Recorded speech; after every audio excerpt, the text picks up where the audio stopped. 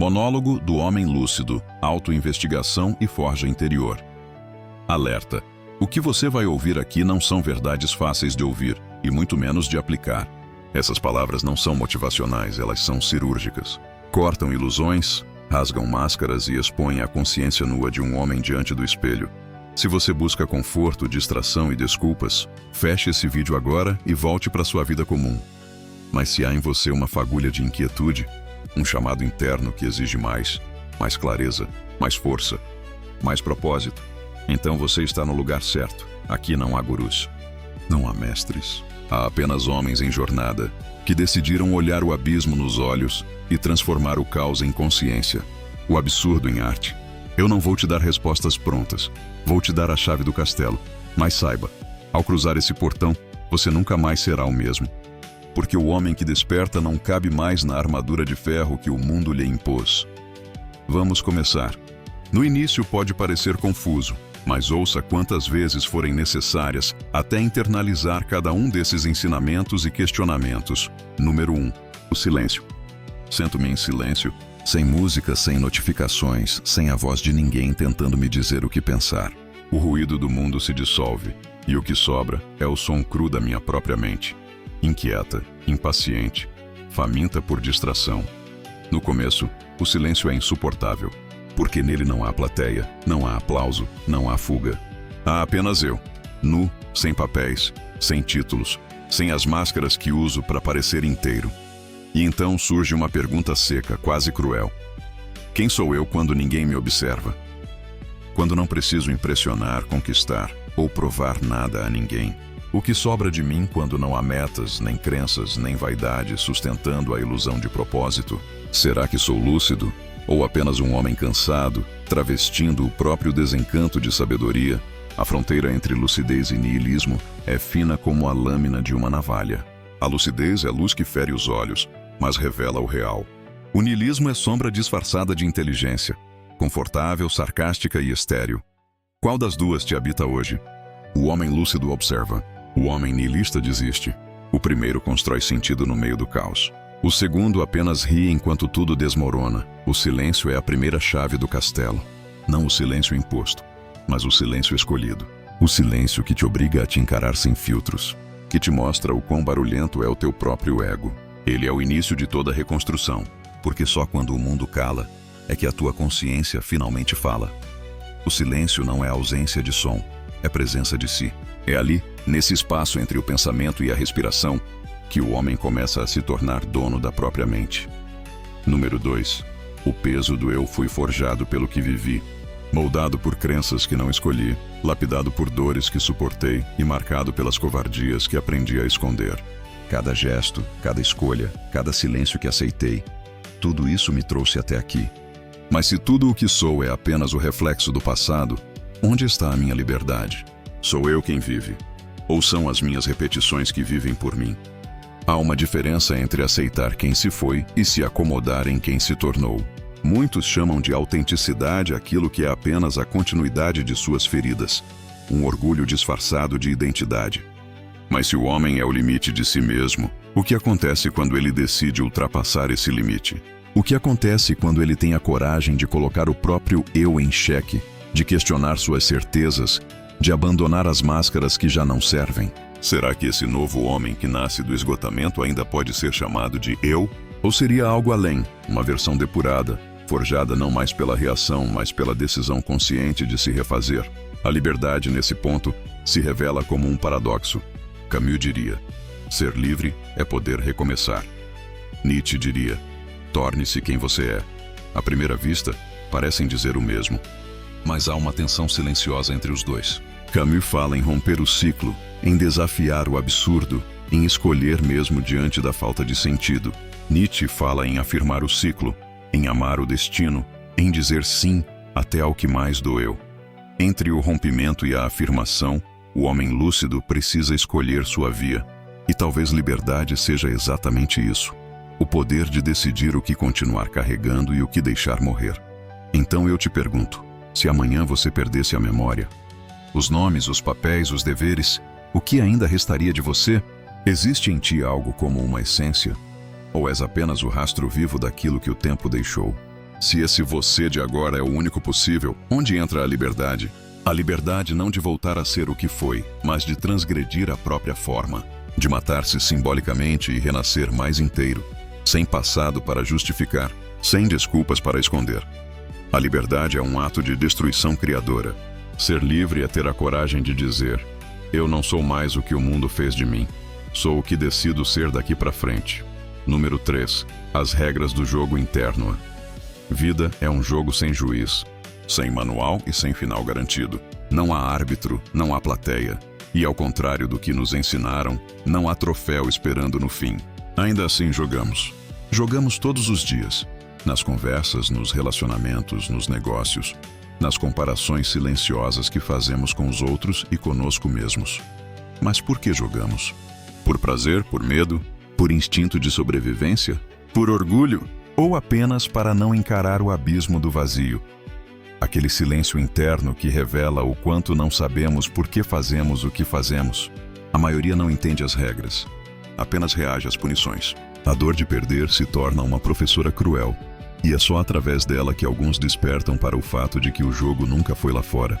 Porque o verdadeiro jogo não é contra os outros, mas contra as mentiras que contamos a nós mesmos. Quantas vezes você chamou de propósito o que no fundo era só medo de ficar para trás? Quantas vezes vestiu a máscara do homem forte para esconder o menino assustado dentro de si? Quantas verdades você já distorceu para continuar se vendo como o herói da própria história? O jogo interno começa quando você para de buscar aprovação e começa a buscar verdade. Quando entende que o adversário mais difícil é o reflexo no espelho. Quando percebe que a sua mente cria armadilhas mais elaboradas do que qualquer inimigo externo. Número 4. O poder e o limite. Você tem o poder sobre o que, exatamente? Sobre o corpo, sobre os pensamentos, sobre as circunstâncias, ou apenas sobre a atitude que escolho diante delas? A palavra poder seduz porque dá a sensação de controle, de domínio, de superioridade. Mas o verdadeiro poder raramente está no controle do mundo. Ele começa e termina no domínio do próprio impulso de querer controlá-lo. O homem moderno acredita ser livre, mas confunde liberdade com dispersão. Diz-se autônomo, mas é escravo dos próprios desejos, das expectativas alheias e do medo de não ser suficiente. A liberdade sem direção é fuga disfarçada de coragem. É movimento sem sentido, barulho sem propósito. A pergunta que importa não é o que posso fazer, mas por que faço o que faço? Qual é o eixo que orienta a minha vontade? O que guia minhas decisões quando o mundo ao redor desaba? Porque se o eixo for o ego, tudo ruirá ao primeiro abalo.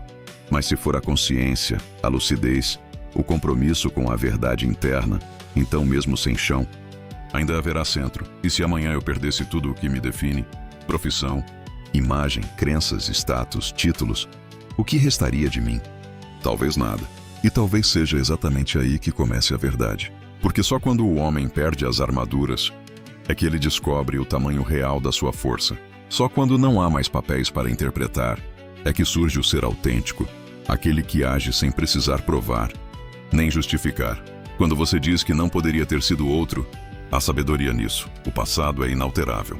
Mas há também um risco sutil, o de transformar a inevitabilidade em prisão, o limite em identidade.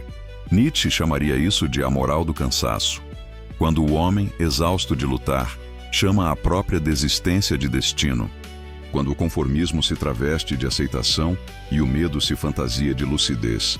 Então pergunto, será que o homem que você é hoje é o único possível? Ou apenas o único que você ousou ser até agora? Quantos eus possíveis estão adormecidos dentro de ti, esperando o estalo que desperta o Criador adormecido, aquele capaz de rasgar o próprio limite e expandir-se além do previsível? O limite é real, mas não é absoluto. Ele é a fronteira entre o que você é e o que pode vir a ser. E todo homem lúcido deve escolher se curva diante dessa fronteira ou se a atravessa. Porque poder, no fim, não é dominar o mundo, mas dominar o próprio medo de crescer. E a liberdade verdadeira não é fazer tudo o que se quer, mas ter clareza suficiente para querer o que realmente importa. O poder e o limite são irmãos. O primeiro te impulsiona, o segundo te molda.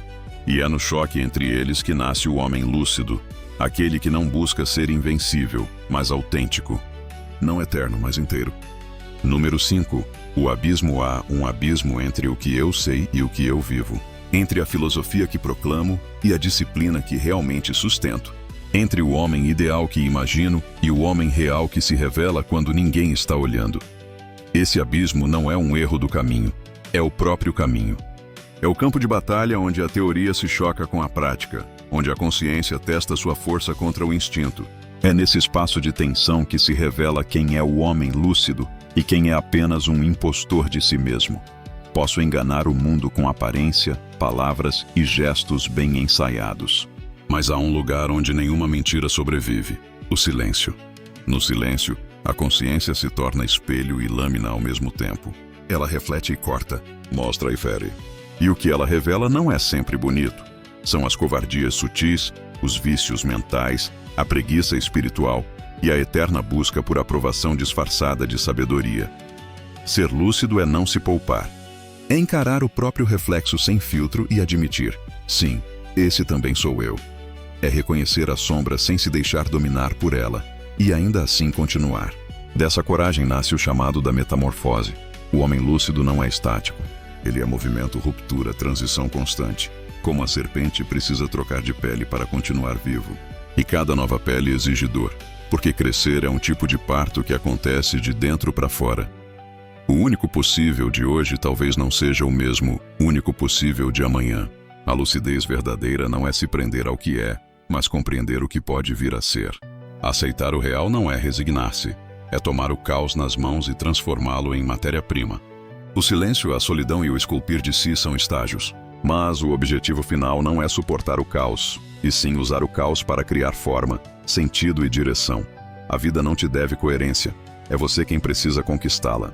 E isso só acontece quando o abismo deixa de ser medo e se torna ferramenta. O abismo, afinal, é o espelho da potência. Quanto mais fundo você ousa olhar, mais alto pode ascender. Então eu te pergunto, o que dentro de você ainda quer nascer, mas você insiste em chamar de impossível? O que te provoca, mas você disfarça de aceitação madura? Quantos sonhos você sepultou em nome de uma falsa lucidez que, no fundo, era apenas medo de fracassar outra vez? E se o único possível não for o limite, mas apenas o ponto de partida? Porque o homem lúcido não foge do abismo, ele o atravessa, sabendo que do outro lado não há respostas, apenas a liberdade brutal de recomeçar sendo alguém novo. E, finalmente, inteiro. Número 6. Celebração da vida. Não preciso de céu, nem de redenção. Preciso de presença. Preciso de um sentido que não venha de fora, mas que se construa a cada gesto, a cada instante em que respiro e afirmo: a vida ainda me pertence. Camus me ensinou que é preciso imaginar Sísifo feliz. Nietzsche, que é preciso amar o destino. Ambos, de formas distintas, apontam para a mesma vertigem, a de que a vida não precisa de um porquê para ser digna de ser vivida. O absurdo não é um castigo, é o ponto de partida para a criação de sentido. Posso amar o que é, mesmo sem promessa de eternidade. Posso aceitar o caos sem precisar explicá-lo. Posso, enfim, viver sem anestesia, ainda assim agradecer por existir. A celebração da vida não está no conforto, mas na lucidez de quem não precisa fugir do real. O homem lúcido não busca por deuses, ele age. Ele não espera milagre. Ele é o próprio acontecimento. Ele não busca sentido fora de si, mas transforma o vazio em solo fértil para a criação. Celebrar a vida é reconhecer o trágico e, ainda assim, brindar. É rir no meio da ruína. É encontrar beleza no instante que passa, mesmo sabendo que ele jamais voltará. Afinal, talvez viver plenamente não seja conquistar o eterno, mas ter coragem de amar o efêmero e o silêncio interior. Conclusão: o silêncio de um homem desperto. O que foi dito até aqui não foi escrito para ser entendido, mas para ser vivido. O pensamento, quando não desce ao corpo, é apenas vaidade intelectual. A lucidez não é um livro a ser lido, é um corte que precisa ser sentido. Todos os dias, o homem lúcido se interroga como quem afia uma lâmina. O que em mim ainda vive de mentira? O que temo perder? E por que ainda me agarro ao que não sou? Em que instante do dia deixei o instinto dominar a razão, ou a razão sufocar o instinto? Hoje vivi o que acredito, ou apenas repeti o script invisível que o mundo escreveu em mim? Se eu morresse agora, o que ficaria como testemunho do que fui? Essas perguntas não são consolo, são aço. servem menos para trazer respostas do que para lembrar que o silêncio é o verdadeiro interrogador. Responder não é o desafio. Suportar o eco delas é. No fim, não existe iluminação, apenas clarões temporários em meio à escuridão. A consciência é chama, não estado. Ela arde, se consome, vacila e recomeça. A lucidez é cíclica porque o homem é impermanência. O homem lúcido não busca paz, busca visão. Prefere a angústia da clareza à anestesia da ignorância. Sabe que a vida não é problema a ser resolvido, mas realidade a ser enfrentada. Por isso, no meio do caos, da solidão e do cansaço, ele murmura: não posso mudar o absurdo, mas posso mudar minha postura diante dele. Não posso vencer a morte, mas posso viver de modo que ela não me humilhe. Não posso salvar o mundo, mas posso não me perder nele. Então o silêncio retorna, mas agora não como ausência, como presença plena, não como desistência, mas como lucidez amadurecida. Um silêncio que não pede mais explicações, porque já compreendeu o essencial. A vida não é para ser decifrada, é para ser sustentada. Se você chegou até aqui, não é por acaso. É porque já há em você o germe da lucidez, o impulso de quem não suporta mais viver na superfície. Você carrega dentro de si o instinto de ruptura, a coragem de olhar para o espelho e não desviar o olhar. E talvez seja esse o verdadeiro início. Quando um homem para de se esconder atrás das ideias e se encara com brutal honestidade. Ali, no instante em que o pensamento encontra o sangue, nasce o homem lúcido. Não aquele que entende, mas aquele que vive desperto. Epílogo, o silêncio e a chama no fim. Tudo se dissolve.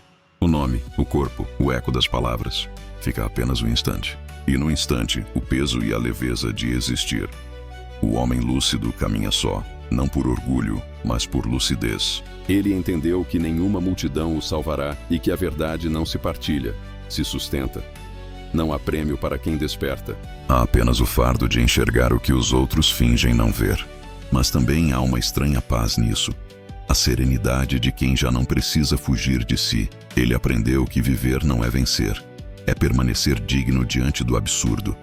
Que a coragem não está em não temer, mas em continuar, mesmo com medo. O homem lúcido não quer mais respostas, porque percebeu que as respostas são distrações do essencial.